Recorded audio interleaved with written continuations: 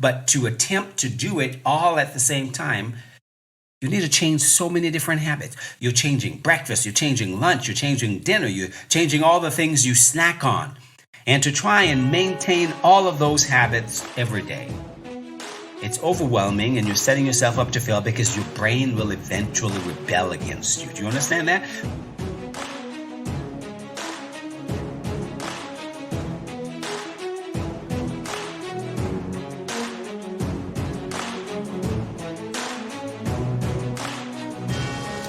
All right, guys, Dr. Del Miller's here with personalfitness.com, and welcome to another episode of The Best You've Ever Been.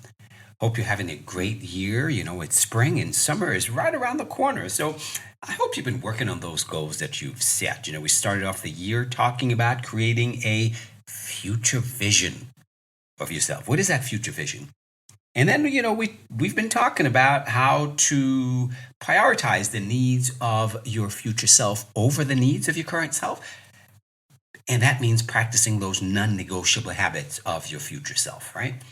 Non-negotiable and guardrail habits of your future self. Learning to prioritize the needs of your future self over the needs of your current self. Because when we don't do that, that's when we end up spinning our wheels and we just kind of like at a standstill.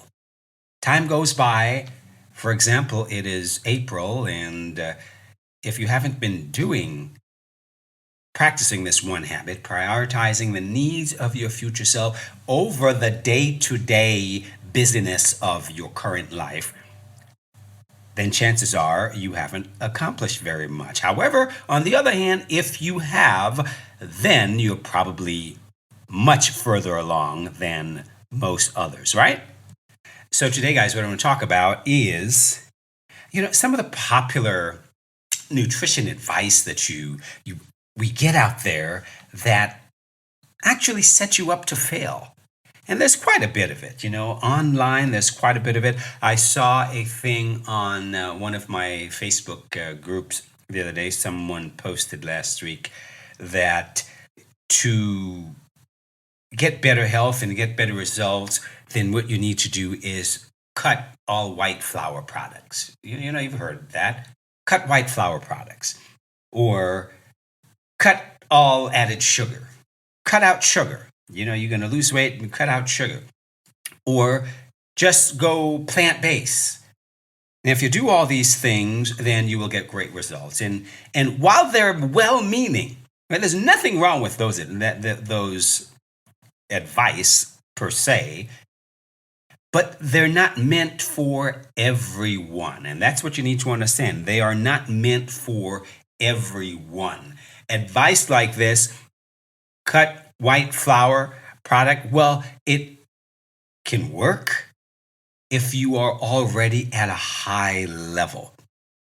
Let me repeat that. It can work for you if you're already functioning at a high level with a lot of habits already established. In other words, you are already living a healthy lifestyle.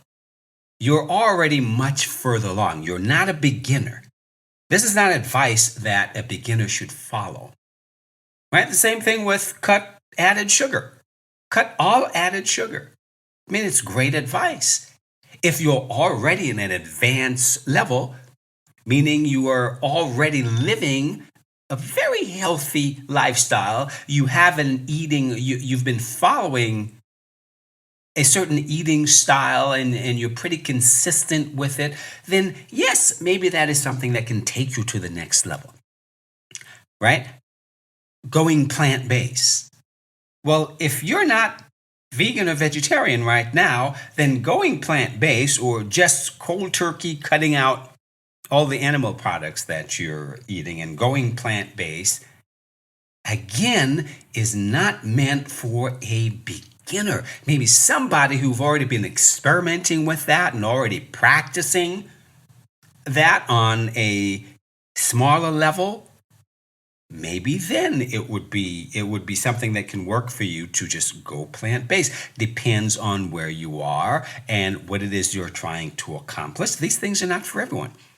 So these are all great advice. However, for the majority of people, this is advice that sets you up to fail.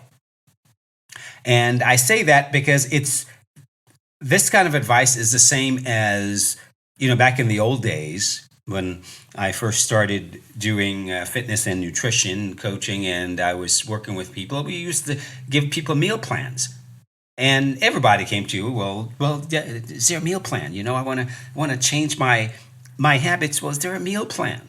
And people wanted meal plan. I would give people meal plan. I would work up meal plans for people. But guess what? Almost everyone, they're able to follow the meal plan for about 2-3 weeks. And after that, almost everyone will start to deviate from the meal plan. It just doesn't work for them after that. And why is that? The simple reason is they're trying to do too much too soon. To follow a meal plan, you're trying to change dozens of habits all at the same time, right? Think about what a meal plan entails. You have to shop, you have to prepare, you have to cook, you have to prepare all these different meals. And for you to change up all those different meals, to change up all the habits, to go from not cooking to cooking, or not watching what you eat to now focusing on every single thing that you eat. God, that's just overwhelming, right? And it sets you up to fail because you're trying to do too much too soon. And it's the same with all these popular nutrition advice. To cut out all added sugar. Is it going to help you to lose weight? Well, of course it can help you to lose weight, but it's a temporary short-term fix because you can't possibly maintain that kind of habit over the long term. It's just too much because there's added sugar in virtually every processed food.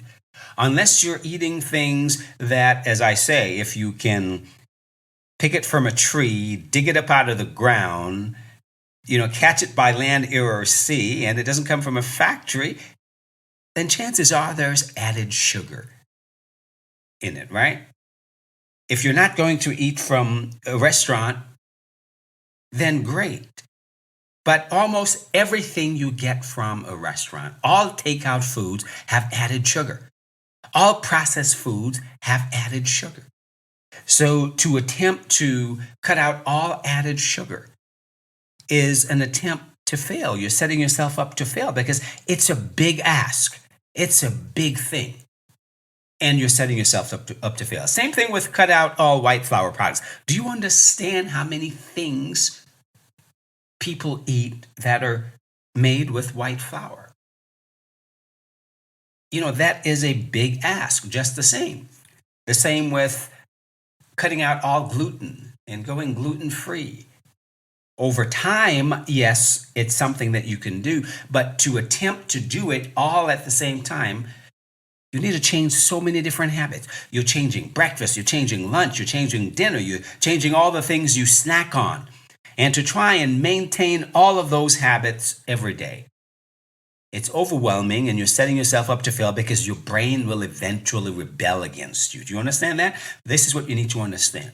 You won't be able to maintain all those changes because your brain will start to rebel against you. Keep in mind, folks, that 95% of our habits are subconscious habits, which means that your brain creates habit around a certain reward, right? You tell your brain that, this is something that is important to me, like having cookies after each meal. You start to do it. You do it once. You do it again, you do it again, you do it a second time, a third time, a fourth time. Eventually, your brain will develop a habit around that cookie eating behavior. Why? Because you're getting something from it. You're getting a reward from it. And you may not think about what that reward is, but your brain sees the reward and develop a habit around it. So day after day, your brain is simply going to push you to do that behavior unconsciously. And you, most of the time, won't even be aware of the fact that you're practicing that behavior until it's too late, until it's already done. until one day you catch yourself and say, oh my, what am I doing? Why am I doing this, right? Sometimes you catch yourself. And that's the only time that we tend to be aware of some of the things we do is when we're able to catch ourselves, right? That's a subconscious behavior becoming conscious. We get a glimpse of it and, oh, okay, now it's in awareness. Now it's conscious. That's the only time we're able to change subconscious behaviors is when we make them conscious. And you can't possibly make dozens of behaviors conscious at the same time. It's overwhelming. So your brain is going to keep pushing you toward that behavior. Right? So trying to change your eating habits all at once, your brain is simply going to push you back towards those old habits and behaviors that you've been practicing because, like I said, they are primarily subconscious habits. You're not even aware that they're happening on a daily basis. So how do you win? How do you win? I mean, following such advice is setting yourself up to fail. So how do you win? How do you go about doing it in a way that you're not setting yourself up to fail? How do you win? You win by changing one habit at a time. You can have a goal to cut out white flour products, but that should be a long-term goal or a medium-term goal, something that you work towards. And you start by doing one thing. You start by making change to one meal at a time. And when you're able to make change to one meal consistently over time, over the course of a week or a couple of weeks, okay, now then you're ready to change another meal. But just changing up everything you're doing, you're setting yourself up to fail. So focus on making one small change at a time. And when you're able to maintain that change consistently over time, now you're ready to change something else. Same with sugar. If you want to cut out added sugar, then have that be a goal that you work towards. Don't have it be something that you attempt to do automatically. You attempt to cut out all added sugar today. I mean, that's just setting yourself up to fail. Start again with one meal. Focus on making one meal the healthiest meal you can without added sugar. And then work on that over time. Remember, a habit is something that you do repeatedly the same way over time. Then your brain will develop a habit around that behavior. So if you want to develop a new habit, then you have to have something simple that you can repeat over time so that your brain will develop a little routine, a little program for that routine, for that habit, based on whatever reward that you're seeking to get. Okay? So you want to set yourself up to win. You don't want to set yourself up to fail. And the way you set yourself up to win is you focus on making small changes. Small changes. Change one thing, just one thing. Don't go for cutting all white flour products. Change one meal. Can you cut out white flour from one meal? Don't go for cutting out all added sugar. Change one meal or start with one snack. Right? Can you make that snack food that you're eating something that doesn't include added sugar? So start small. When you start small, you set yourself up to win. When you try to do too much too soon, you make big changes set yourself up to fail. You're setting yourself up to fail. And you don't want that. You want to set yourself up to win. So I teach my clients to strive to be 1% better every day. Last time I talked about how to eat 1% better every day. Well, that's how you eat 1% better every day, by making one small change at a time. Same way you set yourself up to win by making one small change at a time. Cutting out everything you're doing, cutting out white flour, cutting out added sugar, going plant-based all at once, that's another one. If you want to go plant-based, well, why not have a plant-based meal? Set one meal to be a plant-based meal and be consistent with that. One meal as a plant-based meal. And when you're able to maintain that one meal over time, okay, then make it two meals. And then when you're able to maintain that, then you keep adding meals. So over time, over the course of a month, you're going plant-based as opposed to starting by cutting out everything you're eating and going plant-based all at once. Your brain is going to rebel against you, folks. Your brain controls your habits. Why? Because your brain creates your habits. Your brain creates your habits. Habits are created in your brain. Based on something you do repeatedly over time to get a certain reward, your brain develops a little piece of program around that so that it doesn't have to expend any energy to deal with such trivial matters. So remember that. Your brain is in charge, not you. Your mind isn't in charge. Your brain is in charge because most of the habits that we practice daily are subconscious habits. So think about that the next time you hear these popular pieces of advice people give on Facebook and on social, right? I see them every day, and I think to myself, "Oh my God, this is well-meaning." And I see them for a lot of so-called nutrition experts and health experts and people like that, trainers.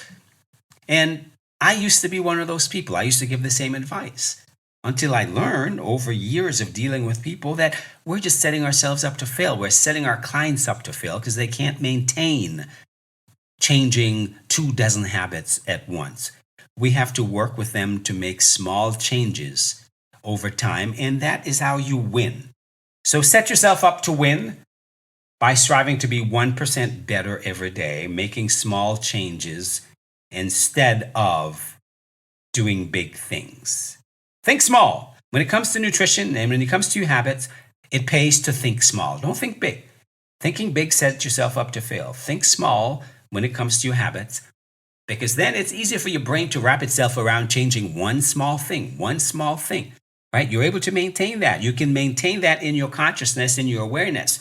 Remember, in order to change a habit, you have to be aware of that habit that you want to change. You have to, on a daily basis, focus on that habit in order to change it. Can you focus on 24 habits at once? I don't think so. But you can certainly focus on one small thing, right? You have to have it in awareness. You have to focus on it. You have to put energy behind it. You have to be consistent with it until it becomes mindless, right? It becomes something that just happens, which means it becomes a part of your lifestyle. So I hope this has been helpful, guys. Think small when it comes to changing your habits, and you will win. Think small and win. All right. Remember, lots of resources for you. Check out the show notes. My new program talks a lot about rewiring your brain. This is what I call rewiring your brain. And I've got a new video on that. You can check my website, personalfitness.com. I've got a link to it. There's also a free ebook, Rewire Your Brain, that talks about the top 3 things you must do in order to get results. And these are the 3 things that I teach my clients. The top 3 things I teach my clients, okay? I call them keystone habits. Keystone habits are habits that affect a lot of different areas of your life. So think about that. The top 3 things. I'm going to share them with you. These are the same things I teach my clients who are paying me thousands of dollars for coaching. But, what we know and what we do are 2 different things. I help them implement them. I'm going to teach them to you, but with my clients, I help my clients to implement them. All right, Dr. Del Miller's here. I'll catch you next time. And as usual, may the best of your todays be the worst of your tomorrows. Take care now.